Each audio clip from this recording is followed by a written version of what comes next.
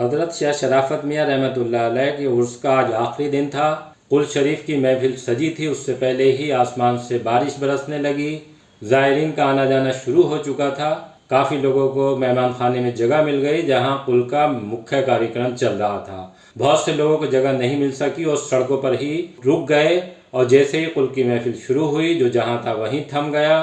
اس نے بارش کی پرواہ بھی نہیں کی، اپنے پیر کو نذرانہ عقیدت بھیگ کر تمام زائرین دیتے رہے۔ بارش بہت تیز ہو رہی تھی، پہلے کپڑے بھیگے، اس کے بعد میں گلی میں پانی کھڑا ہونا شروع ہو گیا، لیکن اس کے باوجود بھی جتنے بھی زائرین آئے تھے وہ اپنی جگہ کھڑے رہے اور دعائیں مانگتے رہے، پیر کے قل کی محفل میں پوری طرح سے جمے رہے۔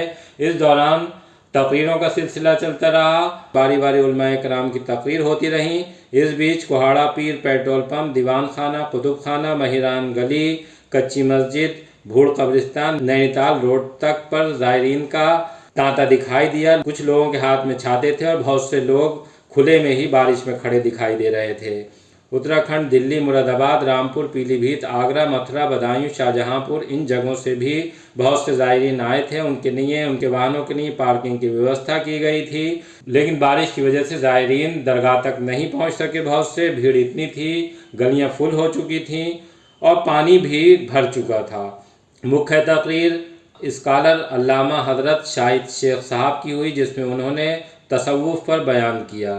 ایمان کی دولت ہمارے پاس ہے، خزانہ ہمارے پاس ہے، اس میں یقین ہی پیدا نہ ہو تو وہ ایمان ہی کس بات کا ہے۔ انہوں نے آگے بیان میں فرمایا کہ تصوف صوفیزم کی بنیاد ہے، جیسے مخلوق کو اللہ سے جوڑنا، گناہوں سے بچانا، صحیح اور غلط کا فرق بتانا، انسان کو انسان بنانا، ضرورت مندوں کی مدد کرنا اور ان کی دل جوئی کرنا۔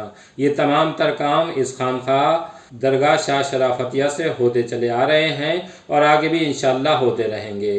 سب سے آخر میں پیر و مرشد شاہ ثقلین میاں حضور نے سبھی کے لیے دعا کی، جتنے لوگ بھی آئے تھے ان کے لیے تعلیم، ترقی، خوشحالی کی دعا مانگی، ملک میں امن چین کی دعا مانگی، اور جس طرح سے اس میں شرکت کرنے کے لیے دور دراز سے، دیش سے ودیش سے زائرین تشریف لائے تھے، ان سے آہوان کیا کہ جس طرح سے وہ آئے ہیں اسی طرح سے امن اور سکون کے ماحول میں واپس اپنے گھروں کو پہنچیں۔